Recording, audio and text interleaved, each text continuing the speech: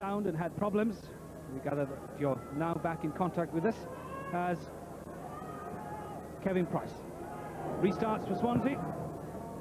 13 minutes gone and just a point separating the two sides, and just the odd readjustment from Sean McGaughey, but really is the cultured left foot of his, the young Scotsman. Very impressive player. He adds a lot to Pontypool's back division. Fine tactical kicker as well. Norling wanting some light between the two lines. Really is the pressure area, the line out. Pontypool needing to spoil opposition ball as James and Arnold combine expertly. Jones as well, and Price then, well, that might be too far, and the wind obviously carrying that. And Admiral Paddy offered the chance of the step back over the dead ball line. And Price won't be all that pleased with that. Needed more height, less distance.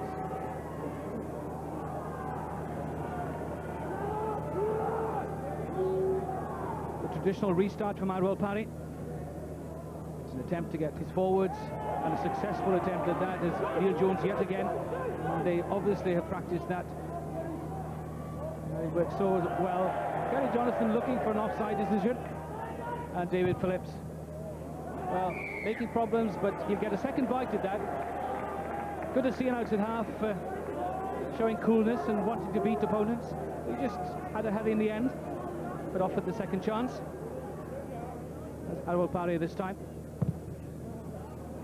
Further punishes Swansea.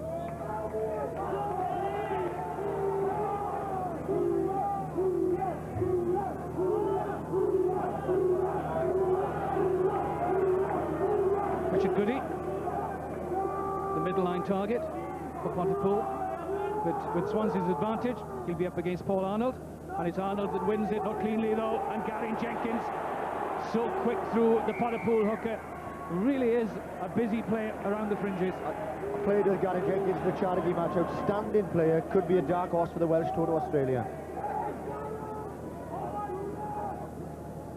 And of course, that's one of the other rewards here today, not just a place in the Schweppes Cup final, but a place on that Wales tour to Australia. It's just a little untidily done, and Clive Norling wants them out 15 metres, and with the line out not being profitable, we'll try a scrum.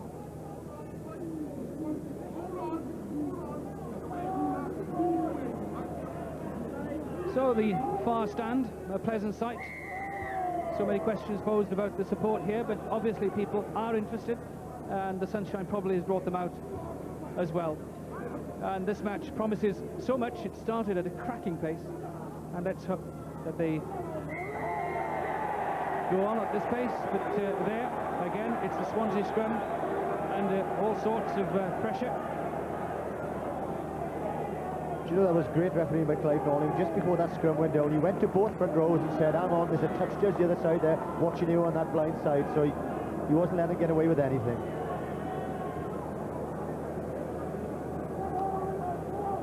What it means is that Pontypool now have this chance of taking the lead for the first time in the game. Really, they were shaken by that early Swansea onslaught, taking something by surprise, but now things have settled.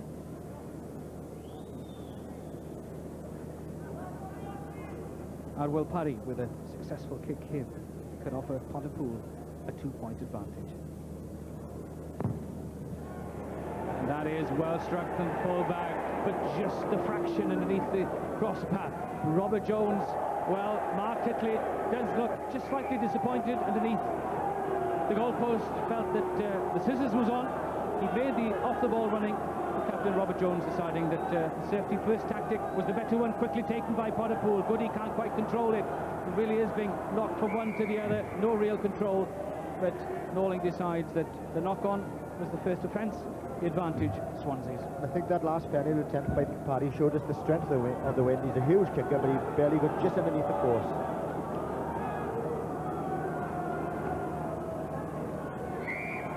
Well, that not done to Clive Norling's satisfaction. Robert Jones again. This time that is a better Swansea scrum. Dean Oswald so quick to detach from the back. Robert Jones. That's remarkable work by Parry. And he can set off on a run as well. Kerry Jonathan just slightly isolated. Can Swansea take advantage? Expertly put back by Jonathan. The advantage being played as Swansea, though, drive it on. They claw it back. Can they control it, though? Robert Jones is poised for it. The quick hands offers Stuart Parfitt the chance to release Mark Titley. The pass, though, the fraction forward denying Titley and Swansea the chance to counter-attack.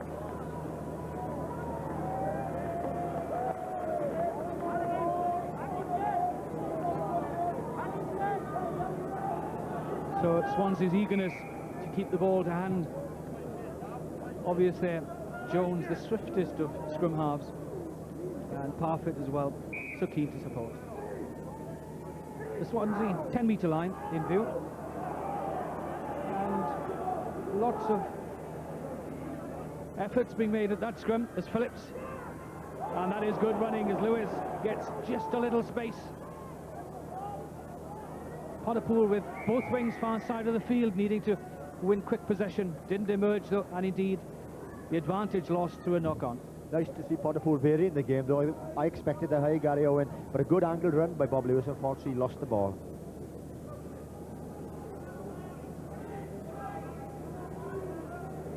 Well, the spaces, the choices are endless here for Robert Jones and Anthony Clement, standing in the outside half position.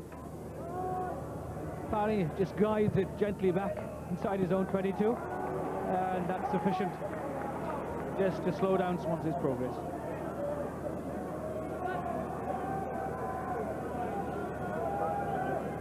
It really is the most pleasant of sunny afternoons here, and who would have thought that after yesterday's storms.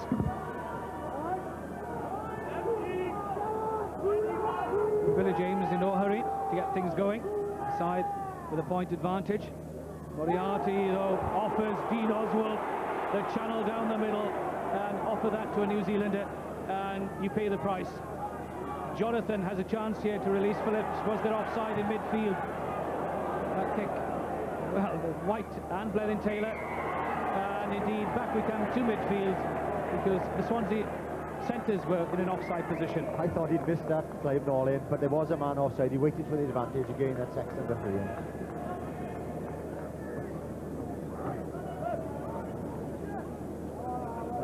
No doubt that the standards for the afternoon being set by Clive Norling, so highly regarded on the international level as a referee. Sean McGaughey's kick, not over ambitious, but again it'll satisfy his captain Chris Hewish in that it makes the necessary progress towards that Swansea goal line. Interesting now that Arnold's going to jump at the front line, and Dickie Moriarty jumping in the middle, changing their men continually. And James, expertly done. But Robert Jones stepping the wrong way in, going back towards Pontypool forward as Jonathan, but that was nudged forward. And it's those little things that are frustrating Pontypool at the moment, when really things are looking so promising for them. The ball not quite, and that's the comforting pat on the head from Vince Davis for Kerry Jonathan. Just a little uncertainty from the scrum half at the moment. This Swansea scrum has to hold its ground. Indeed, that Jones pass was superbly delivered. Price looking for space to exploit. White. Swansea just a little slow in supporting Blenheim Taylor, and indeed it offers, well, the slightest of nudges from Anthony Clement, spotted by Clive Norling. And when the Swansea fullback thought that he had the clearest of channels there, the whistle frustrates him.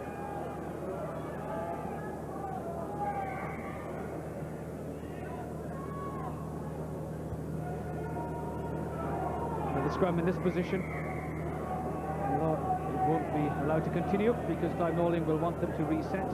And again, he points to the fact that they are being watched from both sides. David Joseph on the far side for Swansea, rather, formerly of Leith, and Lyndon Musto for Pontypool. That Jonathan kick, not quite staying on the field of play, so the advantage slightly wasted. 7 at the back is Vince Davis for Pontypool, 6 for Swansea, is Richard Moriarty, the try scorer. As Webster rather scored the try. Moriarty won the line out.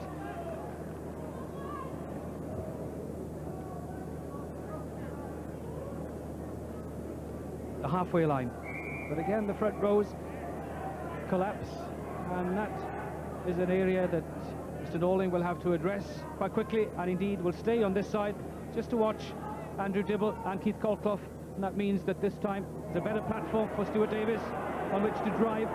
Reynolds quick there, but it's not all that well controlled, although on the retreat Swansea able to reclaim it, and Robert Jones then able to test Adwell Parry. Parry catches, but he's outside his 22, well recovered from the full-back. Can he launch an attack from here? The support is there. What good running, magical running from Parry, and sets it back and offers Jonathan the chance as Phillips, McGaughey. Well, was that a wasted chance perhaps, although Hansen able to clear and take on Titley and offer his forwards a chance to set that up. Vince Davis there, just a little slow in being supported. Hewish on the ground. It was driven in on the ground by Hewish, and the advantage lost.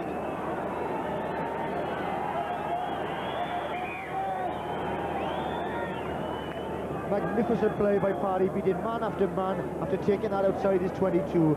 The full-back's very adventurous, he's always looking to counter-attack, and he's saved Pontypool there. When he was down, he won good ball for the backs to use.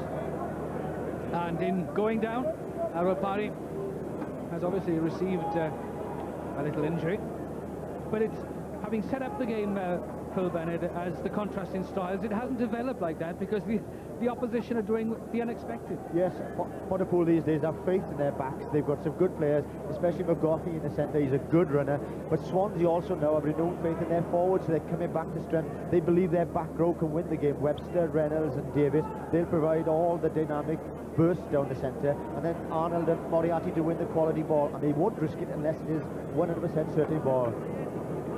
And the experienced Richard Moriarty offering the youngsters, his young charges around him, a word of advice on how to take on Pontypool. I think if they kick badly to this fella, he's such a good counter-attacker. He's a good player, Adwell Parry, but the one thing about Dick Moriarty, he's an experienced man, but occasionally he's tapped himself and on a bad ball to Robert Jones.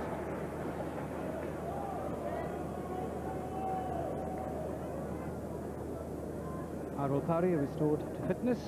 Norling points to the position from which the penalty is to be taken, and a word of advice for Anthony Clement. This will be the high up and under straight at Adwell Parry. What a good tactic that, straight from an injury. The man will be tested, but David Phillips saves him, the outside half, so to cover for that. But what good captaincy that, excellent captaincy from Robert Jones. That was marvellous football by both teams, simply because Robert Jones said to Clement, stick one eye to Parry, let's test him, but also David Phillips took the responsibility, said no, leave it to me, and he saved Parry the hide-in. Good play by both sides. Paul Arnold now the number 2 jumper, Richard Moriarty the middle line jumper. Was it cleaned? It wasn't. It was nudged forward.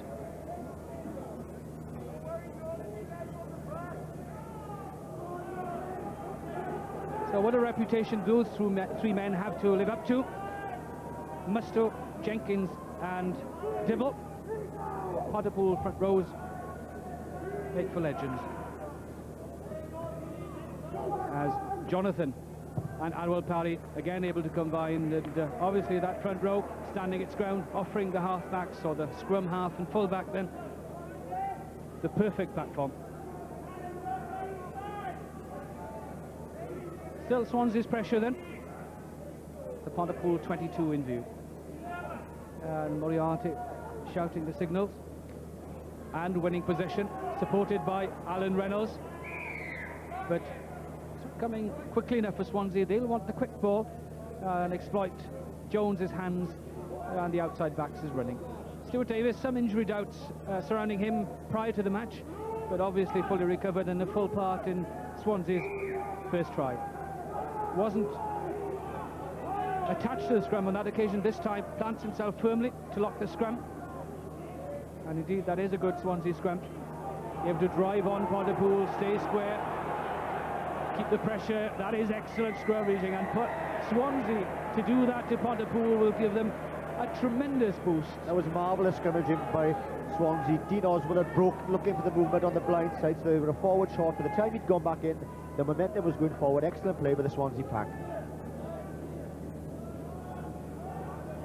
Kevin Price has that view of the goalposts. Empty spaces on the open terracing, really people looking for the comfort and the warmth of the stands. Kevin Price will be able to see that scoreboard straight in front of him, and it's his responsibility to change it.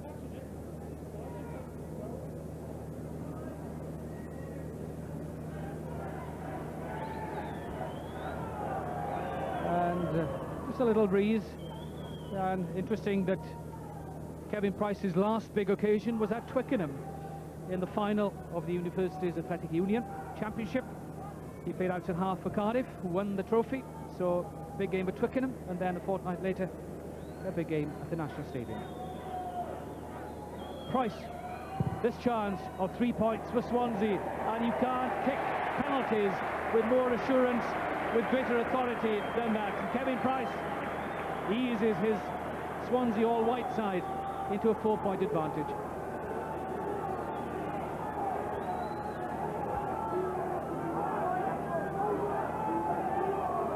So the gamble for Swansea in choosing the young and inexperienced Price over the ex-international and experienced Malcolm Dacey proving fruitful at this point in time.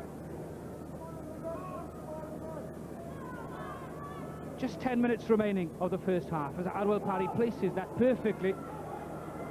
Billy James recovers off Paul Arnold. That's well done by the hooker. Saved all sorts of problems for Swansea there. And that Kevin Price can stand so far away from trouble on the end of that Robert Jones pass. It makes such a difference. To give credit to Billy James there, because Paul Arnold tapped the ball, tapped it well, but it could have gone anywhere. Billy James sacrificed himself, went on the floor, and he won the good ball, which enabled his out and half to put it 50 metres downfield.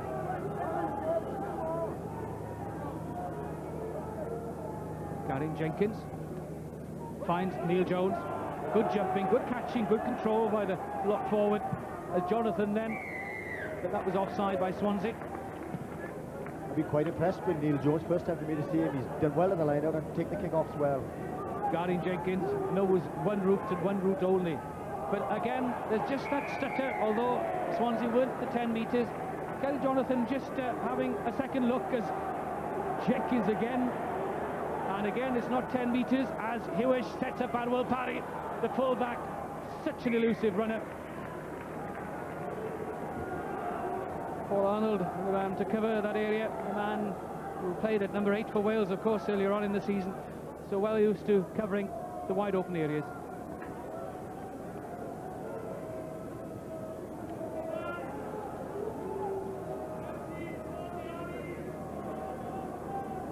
Dibble and David Joseph at the front of the line-out, facing one another. And again, Swansea able to deliver Robert Jones the perfect ball. He hasn't found touch though, and that might offer Adwell Parry a chance to counter-attack. Mark Titley will wait, stand his ground, and the complete footballer won't try anything excessive. Has been known to cause the odd flutter, Mark Titley, by doing the unexpected, sometimes the outrageous, but the talent today kept under control.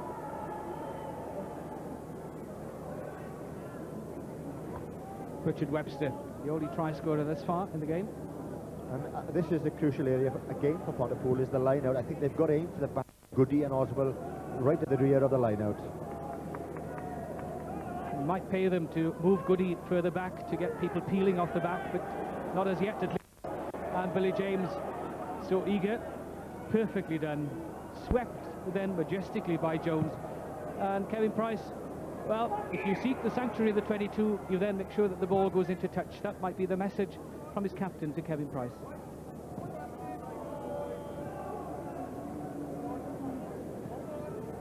Mr. Norling, having played the advantage law, now calls him back to scrum.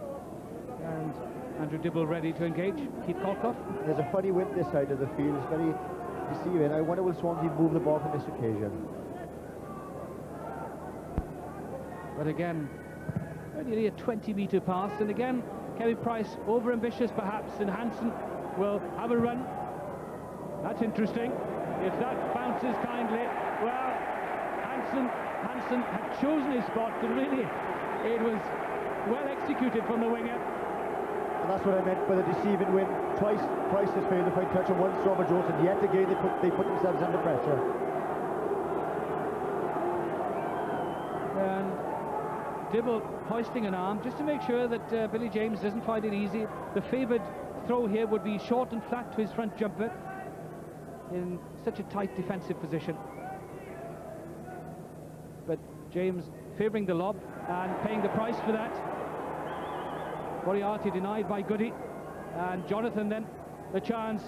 Not a drop goal, Robert. That is lovely looping from Phillips off Lewis. McGaughey taken out of the game off the ball, and there's an arm in there, killing second phase.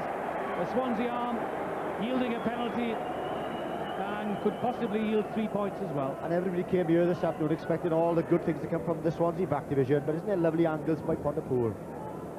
First of all, they win the line out, excellent taking the line out, well clean. Number 4, he's been outstanding so far, Neil Jones, giving good ball back for Hughes, and it's the looping around what causes the problem. There he is, looks as if he's going to do a long pass. Well done, number 10. Hang on, very strong. Ball goes down, the forwards are driving in, hands at the bottom of the deck. Arwell Parry already successful with 1 penalty. This will again get his side back within 1 point. And from that distance, the fullback can do nothing but succeed, and a tap of encouragement for his captain as well. I'll keep you in the game, you keep us in pressure positions is the message. So there's plenty for this crowd to talk about, cheer about, and obviously turning out in strength to support this first game. And of course there is another one to follow later on this afternoon.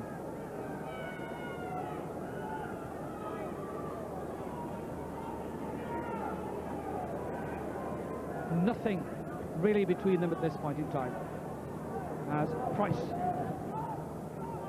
places it, well, just a fraction too far perhaps. Chris Hewish, well, it's almost inevitable that the flanker, just watch that, just look at the control, the power, the discipline of it all. 20 metres, then on the plate, then the supporting thrust on the blind side.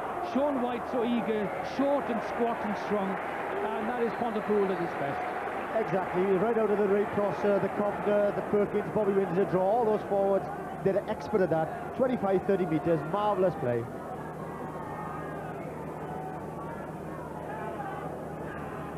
Thrust and counter thrust is the pattern thus far.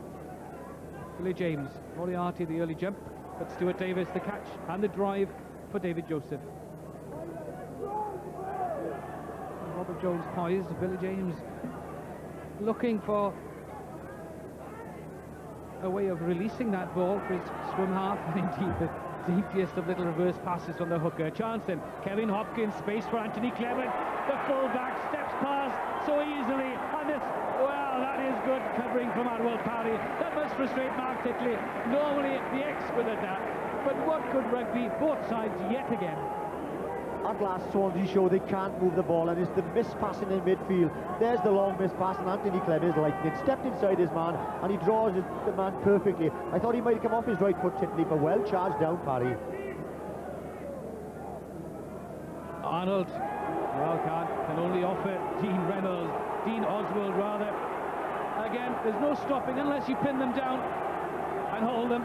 There is no stopping them, and it really is a succession of battering ram drives after battering ram drive, as Jonathan perfectly timed. What a good tackle though by Alan Reynolds on Hewish. Uncompromising stuff. The stutter again from Jonathan, not quite releasing it quickly enough, and that, although it's well held up by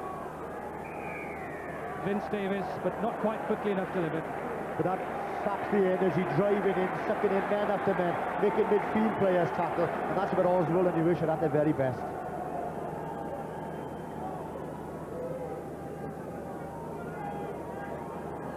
Alan Reynolds is running repairs. I think that they've had a slight problem, Pontypool. It's been when they've won that ball. Jonathan struggled at times with his hands. Again, tremendous driving. Jonathan, unluckily there, he was tripped, fair play at the scrum half. Very small play, but very strong. Stayed on his feet, waiting for the back row sport to come round. And there's we're trying to get the ball back, but good robbing work again done by Swansea. The advantage still with Jonathan. Pontypool scrum half. Much travelled. Carry Jonathan, having played for Newport, Pontypool. But it's not an easy role to fill at Pontypool, moving into a position so dominated by David Bishop for so many years. Norling's refereeing. Really seems to have eyes everywhere, but a chance here then, a chance for McGaughey to set up Lewis. The centre is just so strong as well. A flanker normally, and showing that there is a direct route in midfield as well. Strong man, and again taking the game to Swansea.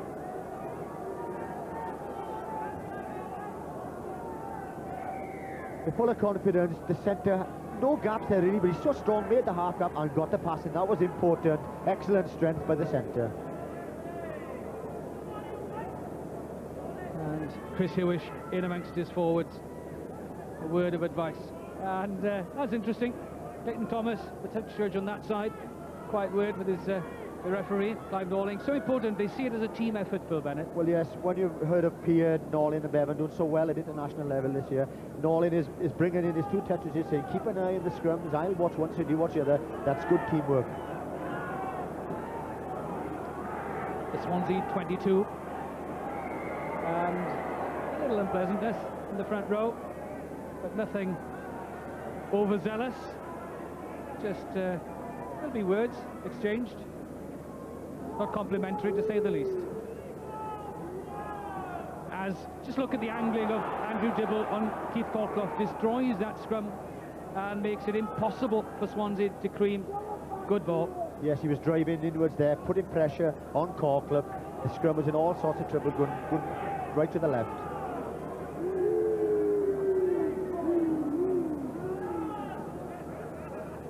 Jones this time offered a far better platform, and no doubting Price's intention, just needs the safety of the touchline.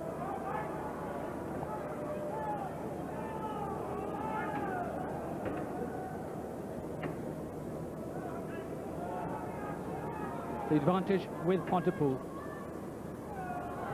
and this time they do win, but Webster lightning quick on that.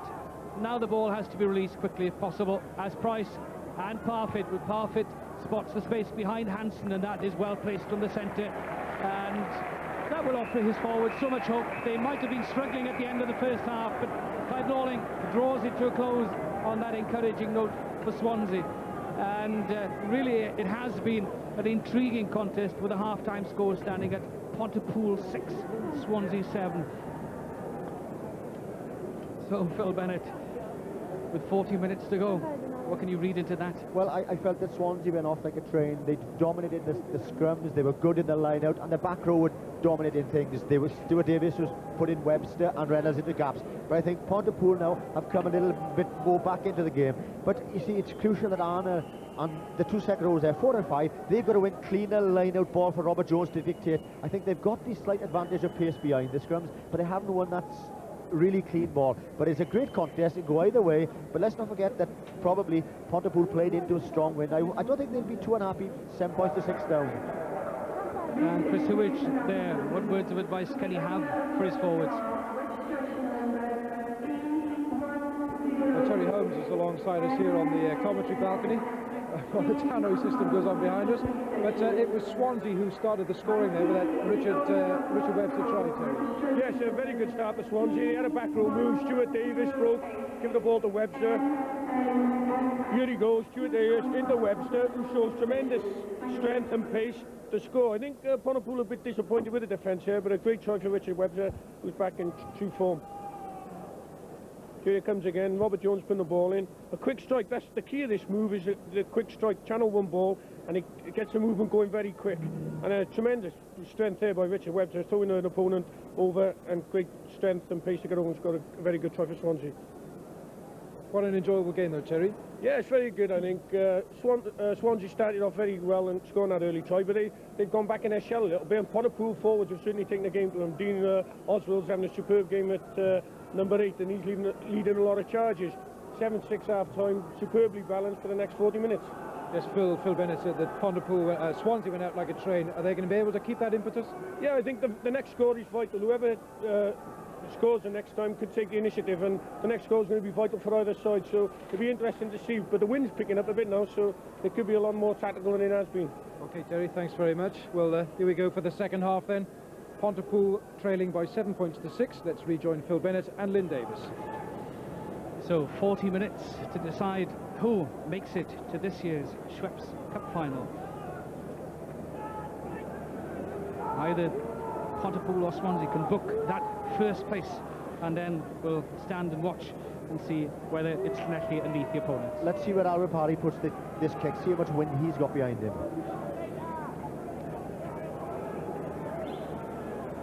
Norling is ready, so is Alvin Parry. Pontypool restart the match, and no doubting the tactic, the wind slightly in his favour, able to reach the dead ball line, and the restart on the 22, the pressure already on Swansea as Anthony Clement had thoughts of finding space, and the quick restart.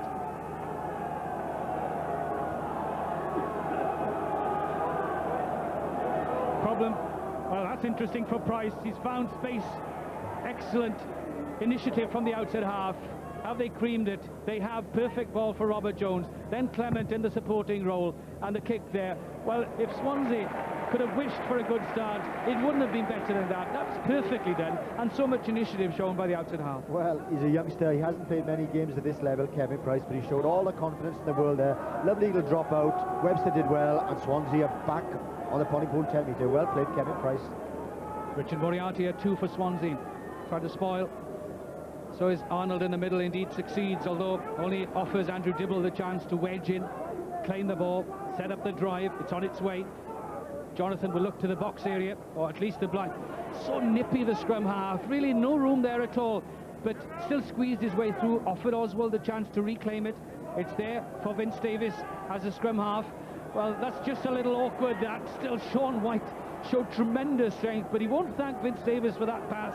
There's no momentum there, and all it's done is just push things across field, just behind the advantage line, but somehow they hold their ground and retain the advantage.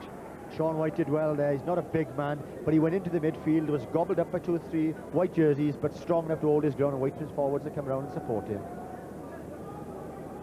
David Joseph, veteran loose head, who's much travelled. Aberavon, Neath, and now Swansea. And will he get to a final with Swansea? That's the question. Down on one knee. Still, Swansea trying to spoil that possession. Oswald saves it though. Again, so essential to get over the advantage line. Set up the forwards, driving on. And again, Jonathan able to have a look first of all, then decide that the better option was the kick upfield. And so well placed. But Clement so easily past White, so determined as well, and then straight at Dean Oswald. No fears at all in Anthony Clement's mind. Yes, the wind is very strong, gusty here. He didn't want to risk a kick. He's so light on his feet, blistering pace. It's a neat kick, but look how he left the man for dead. Sean White had no hope. He's so quick, Clement. Neat side step, but forced into touch. Arnold, but what delivery. Really, Hewish was saying thank you all the way from the moment that touched Arnold's hands. He was waiting for it to come over. Jenkins then the extra thank you. Now the chance, huge pass from Jonathan, but McGaughey wasn't forward, but the advantage will be played. Phillips is the man.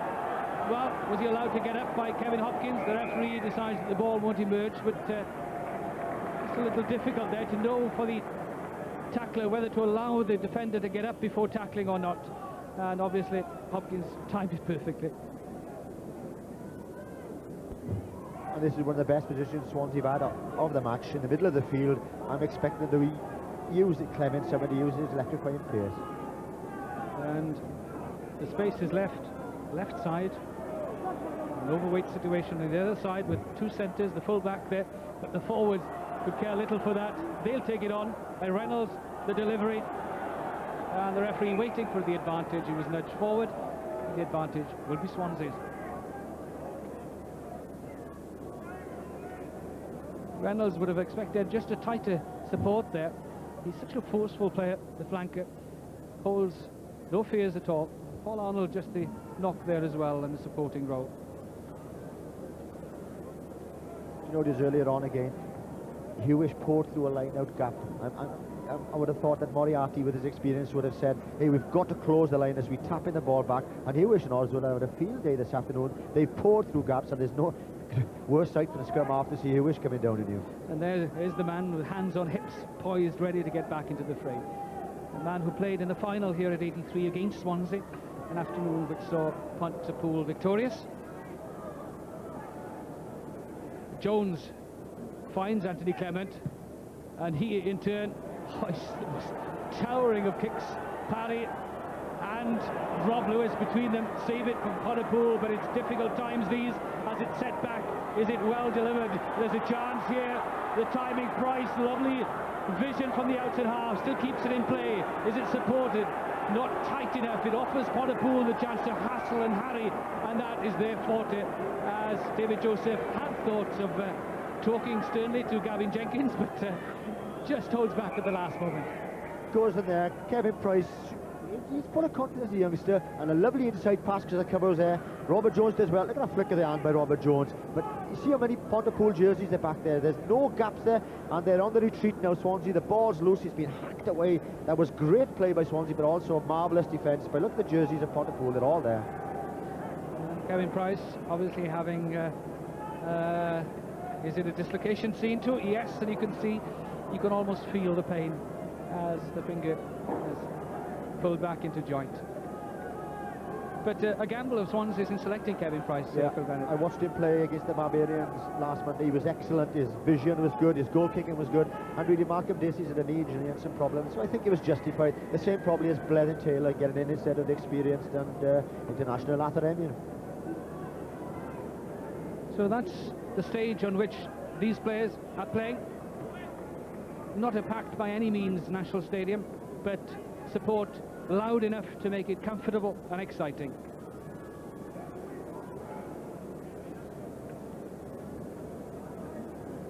The game thus far just having seen one try, and that to Richard Webster in the early minutes of the game, and just 1 point separating the two sides.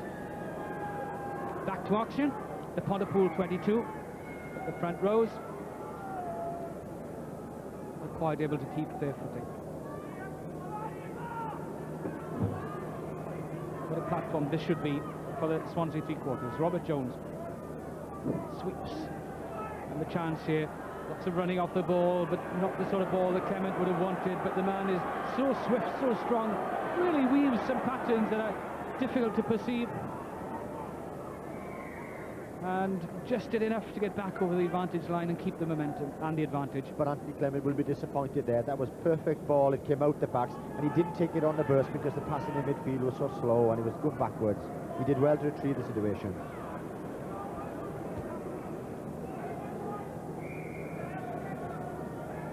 Again, I'm just wondering whether Clive Norling needs a sterner word with the front rows. Obviously, little contest being played within a contest there, as Robert Jones first of all looked for Stuart Davis, but could only find Sean Hansen, and the winger gratefully will acknowledge that, and a sigh of relief for Pontypool. Robert Jones looking to use that really short space there. Stuart Davis controls it well. The idea was good, the chip ahead would have been nice, but good play by the winger, safe touch. Pontypool 10-metre line in view as Richard Moriarty this time declines the tap and offers the solid platform. Again then, the chance, Parfitt, good running by Hopkins, not the best of passes though, and White offered the chance to attack Parfitt. Good tackling, but still White standing on his feet, waiting for the support to arrive. Pontypool here, if they can win this, there are all sorts of overlaps either side, but the ball won't emerge, and Swansea breathe again. Again, great disappointment with the Swansea midfield. Plenty of time, but they threw the ball into open space. Clement wasn't there, and the winger White did very well. gusting wind must make it problematic for long passes, especially the ball just dipping and weaving. Quality ball, they're moving on at pace, but I think they overcomplicate things. Look, there's the man running off. Should have been a pop-up, nobody there. He's taking perhaps out the game, but White did well. Should have been perhaps looking to feed the ball. Number 7 was supported, not a great deal of support there. Only Vince Davis getting there. Now it comes in strength, but Swansea did well to kill that ball. They were in trouble underneath that post.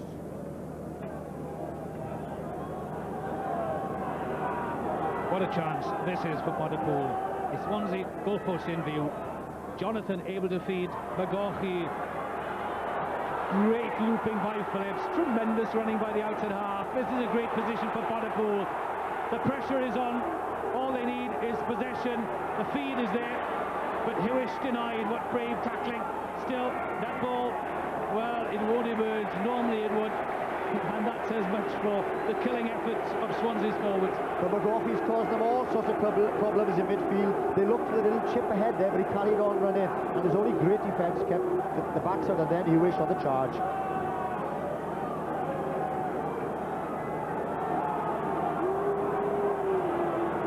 Pontypool in the past would have loved to have driven this, but the front rows have collapsed, and surprising.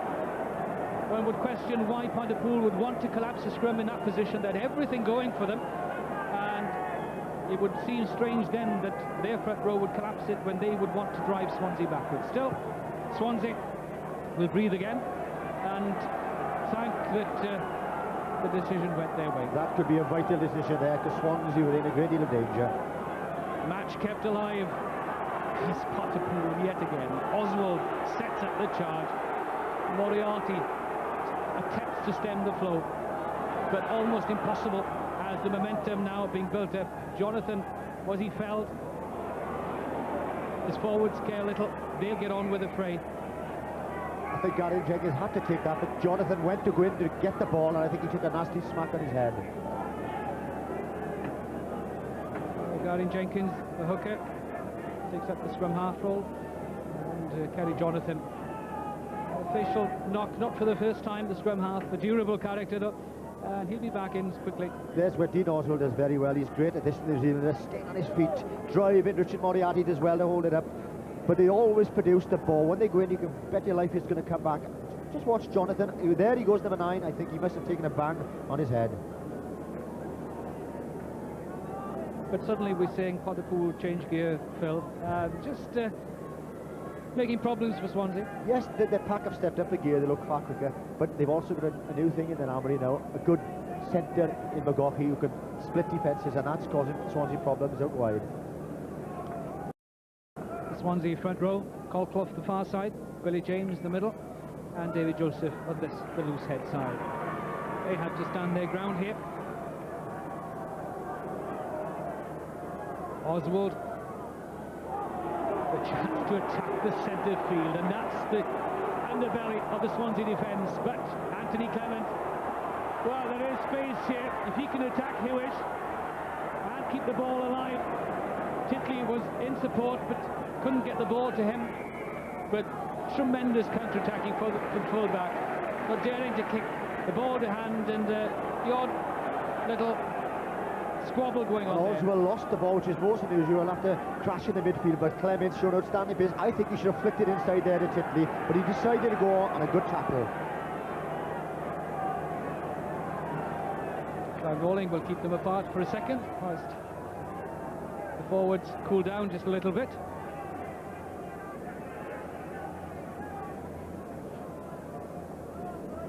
As Kerry Jonathan points to the box area to make sure that Sean Hansen and Arwell Parry are aware of that area, and Robert Jones might want to put a high ball there, and Jones obliges. And who's standing there but Arwell Parry, and that's an excellent catch as well. Still under pressure though from Mark Titley. Swansea with the advantage, the drive ahead, but reclaimed on the retreat by Pontypool, and that shows their strength. And there is space there, intelligent work, but this offers Clement then the chance. If that stays in play, it offers Blenheim Taylor the chance wants to chase, but the bounce kind to Swansea in any case. But again, it's thrust and counter-thrust. There was a lovely idea by David Phillips to chip ahead. There was space there, but Clement's beginning to look very, very sharp at full back, and you can't kick to a more dangerous opponent than number 15. Rarely have Swansea been this close to Pontypool's line in the second half. Pontypool, though, retained the advantage, and surely Gary Jenkins and Neil Jones would want to tie things in. Indeed, it is Neil Jones. That is well done. Probably Swansea expecting the low flat throw. Jones deciding on the lob, and well, perhaps they would have wished a better compliment than that. Gary Jonathan, the scrum half, really has had a mixture of a game. They're good, and at times perhaps just the odd occasion the indifferent. And Stuart Davis has gone back to the right at the back of the line. Now a long throw should go to him. And claims it. Joseph peeling, Arnold supporting, setting up the drive. Alan Reynolds is there, and this is Swansea showing their other side, the side they've developed during the season, of the strength of the drive and the maul, as Billy James, the old head, then drives on and sets up the advantage at the scrum. Yes, that's the change in the Swansea pattern. For so long they tried to please in the Heineken League, and now when 2 points became far more important, they've changed using their back row. Of course, that's why this front row was selected today. They have young and enthusiastic front row players as well, but here it was the grinding work that was essential against Pontypool. As Robert Jones looks for a chink, offered the support from Webster initially and Stuart Davis, and Billy James. Well, what a tackle, what a try-saving tackle. James surely was over, but held up and thrown back. Still it's on its way. Stuart Davis claims it. The interception was not the deliberate knock-on. The penalty's awarded, not the penalty try though, when that option would have been open to Clive Norling. And I'll tell you one thing, Pontypool can say a sincere thank you to number 14, Sean White there. He pulled off a magnificent tackle. Robert Jones going on the back rows, Stuart Davis and Webster, Reynolds, they're all there. Just look, he's through Stuart Davis. Watch number 14 come there, take number 7 and hold him back from the line. Marvellous play by the right winger from Pontypool. Well, there was a long debate before finally Robert Jones decided that a kick at goal is the better option. There were thoughts of a short penalty tap and a chance of a try, but with just the slimmest of advantages, Swansea desperately needing to widen that gap. It couldn't be closer. And Kevin Price needing the assistance of David Joseph. Just showing the problems the wind is causing here. What a pressure moment for Kevin Price. And what a boost it would be for Swansea should he succeed. It is curling in, it is perfectly done. Really judged it to perfection. The wind's so tricky, it needed to be aimed out right. And the outside half draws it in perfectly. And there is greater light now between Swansea and Pontypool, a 4-point advantage.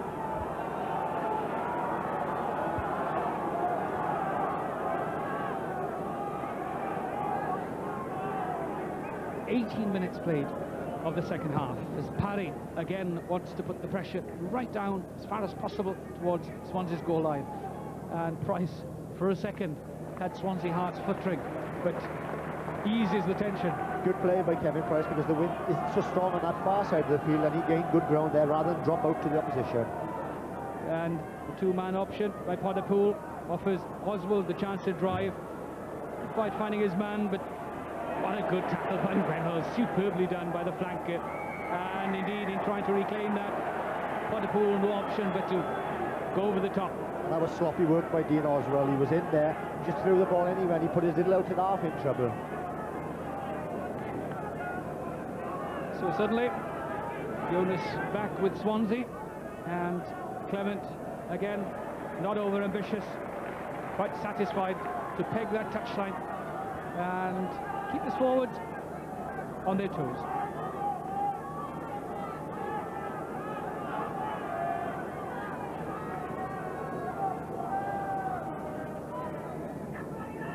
Again, so many nudges and pulls and jumps across. Difficult to know really how the lineup can be controlled. Still, Swansea on the retreat, seemingly able to maintain possession. Drawn in though at the back row, and then Moriarty, Jones the captain, and Webster not quite able to complement the scrum half's work. That was great robbing work for the Swansea forwards, because originally Pontypool went in with it. You don't see them often lose the ball, but great ripping work with Moriarty to the fore. The two tall locks, Paul Arnold and Richard Moriarty. Keith Colclough not quite ready to get his head involved in the scrum, now comfortable. And Dean Oswald the chance to control it. And Kerry Jonathan the chance to sweep it away. Admiral Parry bisects that area between Berlin Taylor and Anthony Clement, and then the wing and the fullback, the understanding to ease any danger. We're into the final quarter then of this Schweppes semi-final cup match between Pontypool and Swansea. And the men in white have a 4-point advantage. It's the men from Gwent though that have the possession, as McGaughey tries to set up White, but the pass not quite to hand. Well, White was looking for the gap as Swansea on the retreat. It wasn't knocked forward and they reclaim it. That is well done, and again so swift is Jones's pass from difficult possession that Clement is able to sweep away a superb clearance kick. And that is great defensive work by Swansea. Clement did ever so well there. Inside his 22, he gained about 60 metres in an outstanding kick. And Kevin Hopkins, having tackled Sean White in midfield, finds himself just suffering a little bit.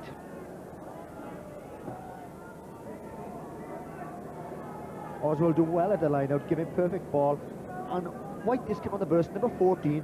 Got a crash to the middle, but the pass was too high, too hard, but he certainly took out Kevin Hopkins. So strong and determined was the Pontypool right winger. Sean White, Pontypool's right wing, and quite word with his fullback, Adwell Parry. Just having a look at that scoreboard behind them. It's a crucial area for Pontypool, I believe, and a key time, because they were right down on the Swansea line. They were penalised for collapsing the scrum. I think they fancied their chances there. Then Oswald lost the ball after he'd crashed in the middle of the midfield, and Swansea had come back down. I just wonder whether they've gone a little bit flat, Pontypool. They need to get back down towards the Swansea line and some points on the board. It's from herein that the reserves of strength and stamina come to the fore, and if nothing else, Pontypool over the years has been renowned for its strength and stamina. So Swansea in the driving seat though, the 4-point advantage. The ball on the plate, and again a straighter angle this time from McGaughey, and Lewis plays the flanker role, the centre, to set up the drive. Probably should second phase come here. There aren't any 3/4 out there. Still, the momentum maintained. Just the warm-up for Swansea. Just be worry over Kevin Hopkins in midfield. Tim Michael would come on should Kevin Hopkins suffer from that injured knee of his. Jonathan again has had a look and decided that the box area behind Mark Titley is the favoured one. Titley can't quite gather the nudge forward from Vince Davis. Clive Norling doesn't wait for the advantage. None would accrue, he decides. So Swansea, just a little vulnerable perhaps at times into the high ball. It's the problem area for them still. I'm sure that Swansea be looking at Clement or Robert Jones to put a long one right down to the corner from this position. That scrum doesn't look comfortable. Indeed, it offers Pontypool the sort of chance they love to exploit. Just watch them pour on, just watch them pour through, and then the chance was that offside in midfield. McGaughey again looks for a channel, but Clive Norling will call them back, and it'll be a penalty very nearly in front of the post. Gary Jenkins quickly there. His captain won't be far behind in deciding that Jenkins won't charge, but Parry will aim a kick at goal. What a topsy-turvy game. Swansea scrimmaging so well at vital moments, but then they were driven back there, and that caused them all the problems. The lack of concentration as much as a lack of combined technique or strength.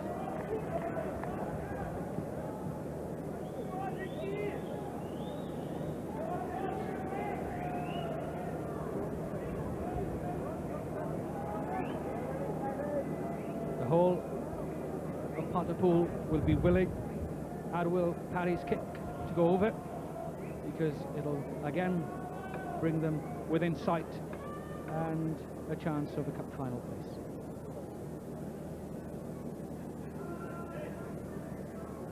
.28 meters, Arwell Parry's kick, and swings it to perfection, and the fullback for the third successive time in the game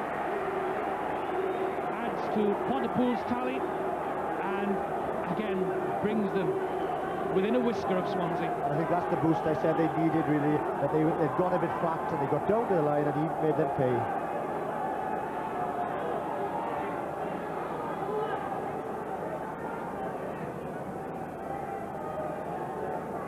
There are 15 minutes to play here at the National Stadium, and both Swansea supporters and Pontypool's will be getting more and more nervous as those minutes tick away. It really is a tight situation, as Kevin Price has to get his forwards back into the game, and that is a loss of concentration, because there Dean Oswald was offered the cleanest of catches, the easiest of routes to set up the momentum and keep the advantage at the scrum.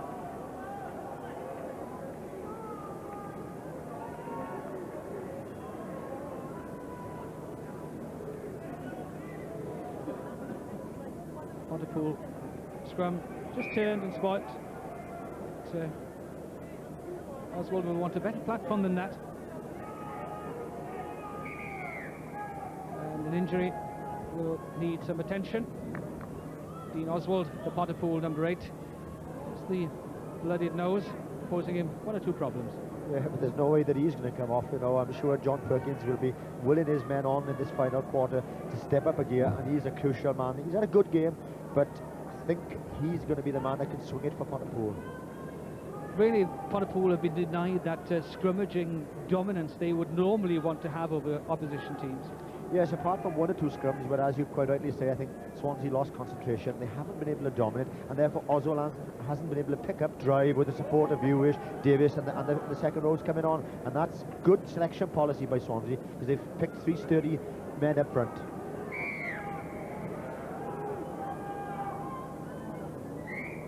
And again, the front rows, as not only the contest within the contest takes its toll, but tiredness as well. Still Joseph and Musto engaged on this side, and McGaughey wants to set up the attacking position. Now that is interesting from the Pontypool centre. Back there is Titley.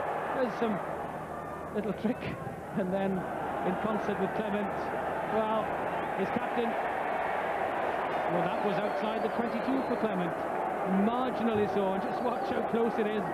That must have been inches, I tell you, because Clement was so sort of confident of striking that. It'll cause some debate, because it means such a difference to Swansea. The line-out would have been on the halfway line. Now it's on the 22. Look very carefully, Clement, still a lot of time. Well, yes, maybe half an inch over the line. And the platform then is there for Jonathan. And Phillips, the drop kick at goal is on here, and that gives Pontypool the lead. And the joy on Arwell Parry's face as he congratulates Phillips. Well, right out of a controversial decision, Phillips, the perfect riposte, and the extra 3 points. What a drop goal. This was absolute perfection. Guarded the high ball, took his time and stroked it. Lovely follow through, and that's the way to drop 3 points for your team.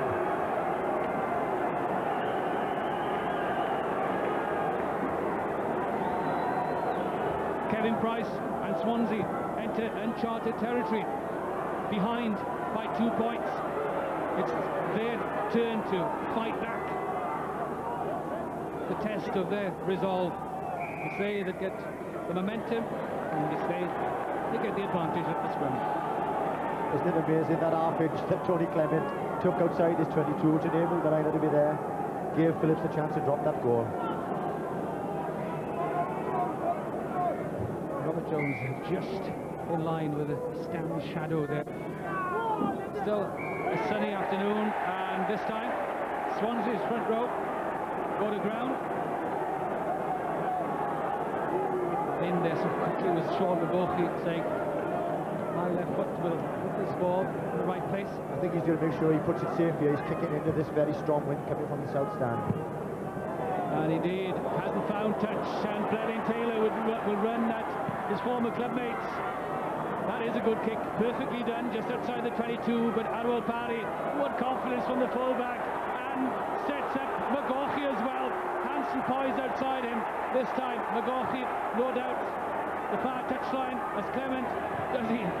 Well, he doesn't step on the 22 a second time, make sure that he's well back this time. What play with Arwel Parry, he was under pressure, changed defence into attack by some lovely neat footwork, good pass in, well played the fullback, and McGaughey put it 70 metres downfield. Just 10 minutes remaining. Pontypool, the 2-point advantage. The possession from the line-up as well. And just a loss of discipline by Swansea. Taking Kerry Jonathan before he had the ball. Joseph obviously having problems with a ear injury as well. Well, suddenly Pontypool's tails are up. They're in the driving seat, and Arwel Parry confident enough to attempt to kick a goal from some 37 metres. The perfect day for watching rugby. Just a little blustery wind, perhaps making place kicking difficult, but for the spectators, it's been interesting, it's been pleasant, and it's all to play for.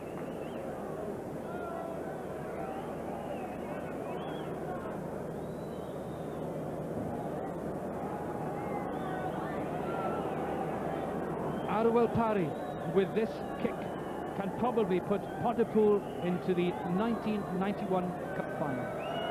A successful kick here really puts them in the driving seat, but well, that will disappoint him.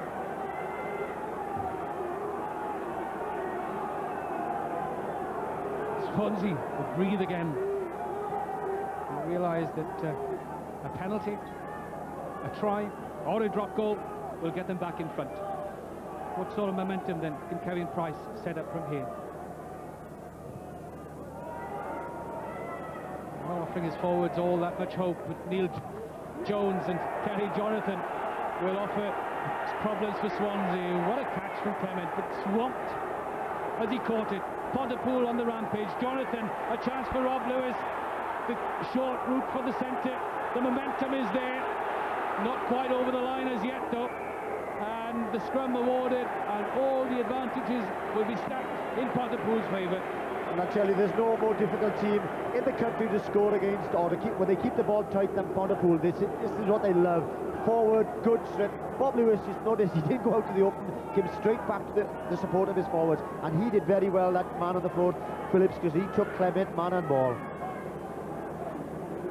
It's a perfect up and under. Look at Phillips, he sacrificed himself, and Hewish is there, and Swansea are in all sorts of trouble from here on in, because they know that Poole are going to win the ball, but they're not going to make any mistakes. He comes back to his forwards, he's very strong, is Lewis, ex-flanker, looking for support, driving towards the line, looking for that drive to get over, but also marvellous defence by Swansea. In Pontypool's halcyon days, this would have been one route only. The ball would have been kept in the scrum, and the drive would have been on. Let's see Pontypool of 1991. Oswald, the pickup, Jonathan, the run, is there space there? The scrum half has scored! Kerry Jonathan gets the try that puts Pontypool, I'm sure, into the final. And tremendously done, well worked from the scrum. And the scrum half the reward. And the scrum half had a lot of work to do here. I thought they'd go for the second shove, but Oswald gives him the ball, and it's no easy task, this man there, but he shows determination, grit, and a lot of strength. Norling in the right spot to try for the scrum half. Oswald didn't really go forward, he gave the scrum half, said, you take him on, pass, dummy, and there's when he, see if he makes it. Yes, he just got there, well done, scrum half. This is a relieved man, Gary Jonathan. Try in the semi-final match. It gives his side a decided advantage of 6 points. Arwell Parry can extend it further.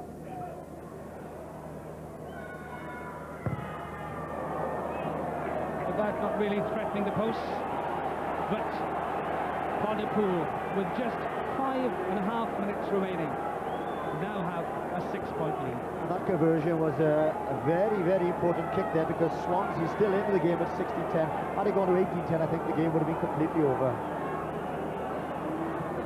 Kevin Price again can't offer his forwards any hope at all, and Oswald will thank him when this ball or ruck finishes, because again Jonathan already looking for the high up and under, and the tester Taylor, well, the whole of the Pontypool team very nearly were encroaching within that 10-metre circle of the catcher. And that's a loss of concentration, because Oswald had set that up perfectly from a very poor kick-off, and really that should have been downfield 60 metres. Now we'll see Swansea attack. They've got to throw caution to the wind.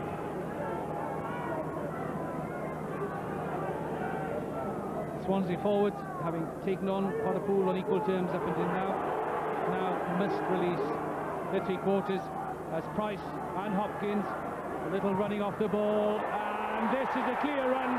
The Scotsman Sean McGoughy will round off this game off a Swansea mistake, and that is the culmination of Pontypool's march to the cup final. McGoughy, the try scorer, and Pontypool surely now at home and dry.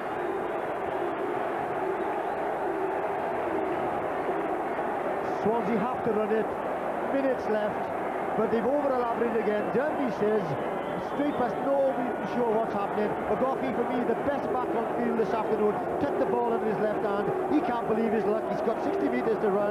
Price got no chance of stopping him, and that sealed the game for Pontypool. I think some good hands, just move the ball, let Clement use his pace. That would be the best thing, but they do dummy scissors. Tippy'd come in on the burst, complications, and McGoughy's in a trial for Scotland. He's played for Scottish B, shows good rhythm, doesn't panic, his head still, pumping those arms. Swansea park it, and number 10 Price can't stop him. That's a wonderful try for the Pontypool centre.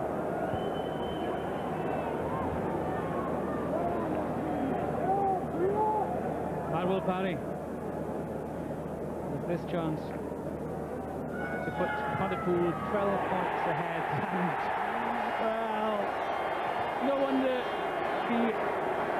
the arm raised in triumph from the fullback. He knows full well, the Pontypool supporters know full well, that they can now book another seat here on the first Saturday of May.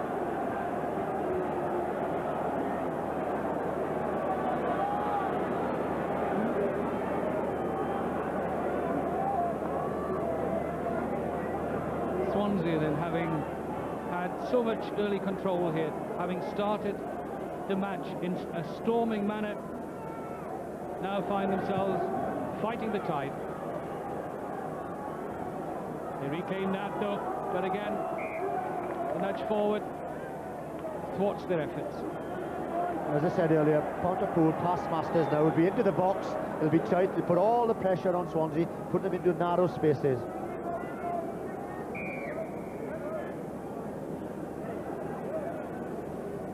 Gary Jonathan, frustrated for the moment as he waits for the front rows to settle and engage properly. Clive Norling wanting Gary Jenkins bound tighter, and Gary Jonathan past this. Really, we risk anything. Well, he does, and Arwell Parry in true cricketing fielding fashion, the lowered knee, the perfect catch, and the comforting kick.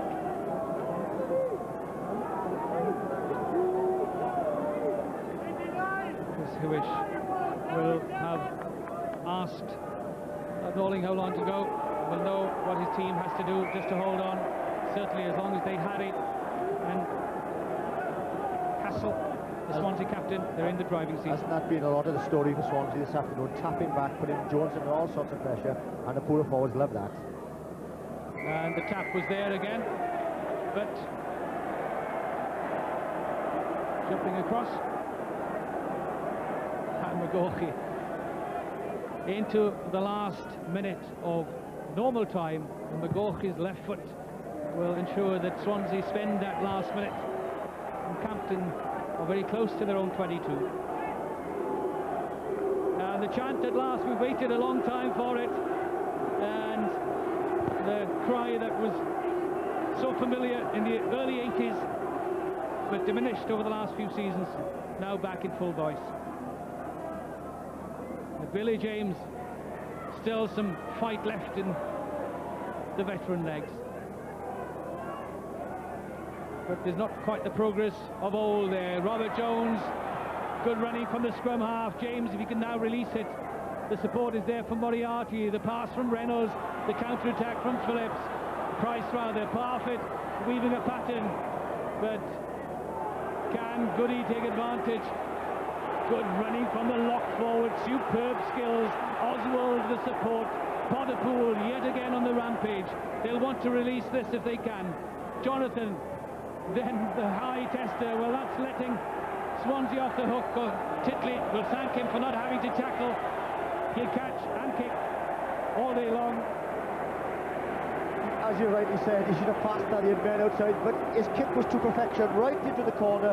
Titley, the perfect counter-attacker, the great man from impossible situations, but he had 4 men on him straight away.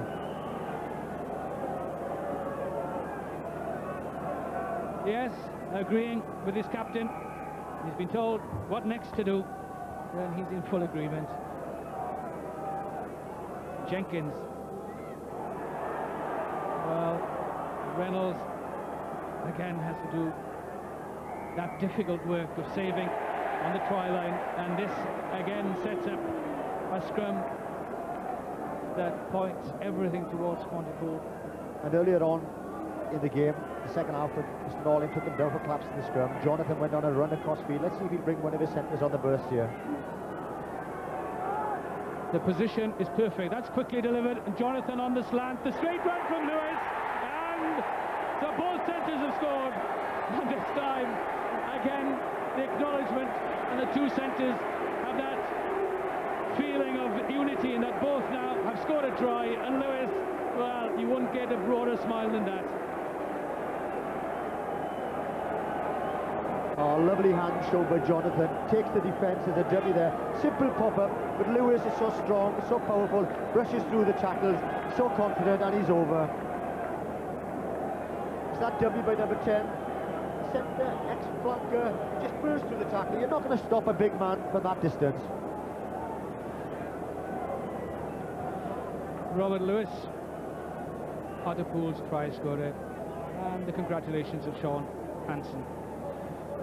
And as Pontypool have grown in confidence, so has Adwell Parry's kicking prowess as he attempts this conversion. And well, he went over, hit the post and went over, and Adwell Parry makes his way to the changing room, knowing that he, with that final conversion, has helped his team to the Schweppes Cup final. And what a game this has been, full of twists and turns, of thrusts and counter-thrusts, and the Pontypool replacements rush onto the field to congratulate their fellow players. Chris Hewish, the triumphant captain, and what satisfaction for him. And interesting, Richard Moriarty and he played against one another the last time they played in the cup here in the final of '83. But Chris Hewish, the captain of Pontypool, with that final scoreline of 28 points to them, Swansea 10. And the disappointment, quite obvious on the Swansea players' faces. They'd been in the driving seat, they'd held the early initiative, but really the Pontypool drive was constant and extended, and they held their ground, drove on, and deservedly, I would have thought, Phil Bennett now enter the cup final. Yes, that must be a great feeling in that Pontypool dress, one of loyalty, that they've stuck together. It was one of fitness, one of character in the end, because with 20 minutes to go and they'd be penalised near their line, I thought, hang on, they'd flat, they're back in their own 22, but they stepped up their gear, and a marvellous performance. They deserve to win. So here then, in what's been an experiment on the part of the Welsh Rugby Union. The first semi-final match has resulted in a win for Pontypool. They're the first team into the final. The final score here, Pontypool 28, Swansea 10. So Pontypool in the final for only the second time in the club's history. The last time they were there was 1983 when they won the cup and they beat Swansea on the day. So Terry Holmes, that was quite a surprise, I suppose you might say. Yeah, it's a bit similar to the first half where Pontypool's finished much stronger than Swansea and they run away with the game a bit. A great day for Pontypool, especially my old friend John Perkins. He's taken a bit of stick and it took him a while to find out who wanted to play for Pontypool and who didn't. But he got it right, and a great day for Pontypool. It's thoroughly deserved. Okay, Terry, we'll be back with you in a moment, but Ray Gravel is with Robert Jones, the Swansea captain. I'll say a few words. No, we can't sing this. Will you say a few words? Well, Robert Jones, Swansea captain, commiserations, but I don't think that you can complain at all. You're well and truly beaten at the end of the day. Yes, that's right. I think the second half, perhaps their power told to some extent, and you know, as you've already said, they thoroughly deserved the win they got. Well, having said that, you had a cracking start. Richard Webster, superb try, conjured up by the back row. You must have thought, well, things are looking good. Yes, that's right. But you know, it's a game of 80 minutes, and we realised we had 70 odd minutes to go, and then we had to work hard for the rest of the game. And unfortunately, you know, as I said, second half. They got on top a little bit and perhaps dominated. Robert, looking at both sides today, it's hard to imagine that this was the team, the Swansea team, that crushed Pontypool by 60-odd points in the middle of the season. That's right. You know, we played exceptionally well then, but obviously Pontypool have worked hard and worked and got back perhaps to the old style of play and very forward orientated. And you know, as I said, they've worked and today showed it, really. Well, as I said, commiserations, but you will live to fight another day. The coach, an old friend of mine, an old colleague, an old partner in the middle there, Alan Donovan. Well, commiserations once again, but I'm sure, like Robert, no complaints with Pontypool's win. No, that's the way it goes, really. Pontypool surprised us, the amount of possession they won the line out. I thought we'd dominate there. I thought we'd have parity in the scrums, but Pontypool did us in the line out as well, which is a bit of a surprise. Was it your policy, the Swansea policy, before the game, to possession, then spread the ball out wide? No. First half we were going to take the game to them up front and then hopefully attack them in their own half, but we never did that. We didn't want to commit suicide like sides have done before and run the ball willy-nilly. I think you saw on a couple of occasions we did run that Pontypool put the pressure back on us. Very difficult. And not only their forward power, we are well used to their forward power, but their back power as well. They ran at the Swansea defence. Yeah, they did. That's what I just said, you know, that they came at us and we were on our heels all day. It is, you know, the best luck. I think Pontypool were the best team on the day and best luck to them in the final.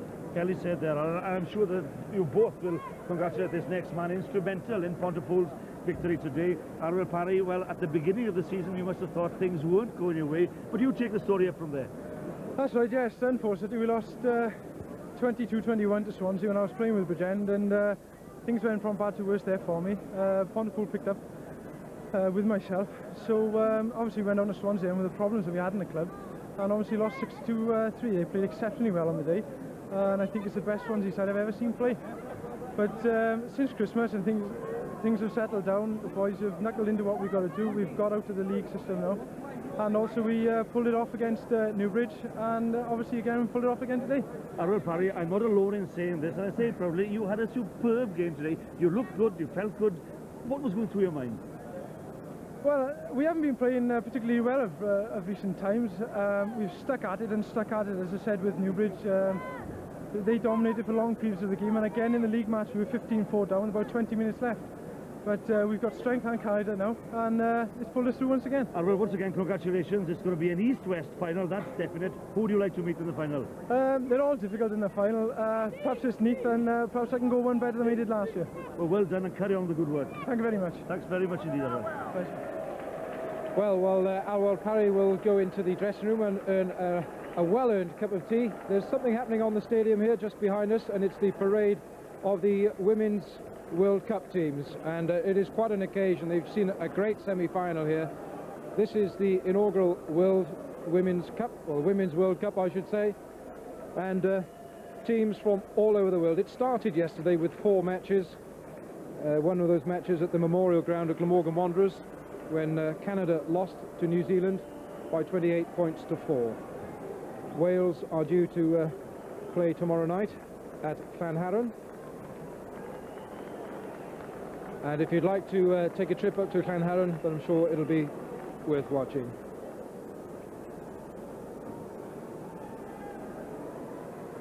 So there you are, something different, Terry, the Women's World Cup. Any thoughts? That's right, yeah. You know, if the girls want to play, good luck to them. I'm sure they've enjoyed the spectacle out there today, and they look forward to their own World Cup, you know, and it all promotes the sport. That's what rugby's about. Whatever gets you a bit of media coverage, we got to promote and get children involved, and, you know, that's what it's all about. We're going to see the Pontypool try, Terry, in the second half. This is the drop goal, rather, by David Phillips. Yeah, it's at a crucial point. He took it very well, struck it beautiful, and I think the score was put Pontypool in front for the first time, a crucial drop goal, and struck it beautiful between the posts. A young lad who showed a lot of composure, and once Pontypool got in front, they certainly didn't drop back then, and certainly went on from strength to strength. But I think Pontypool have shown, Terry, that they're just not a scrummaging side. They're a side that can actually score tries as well.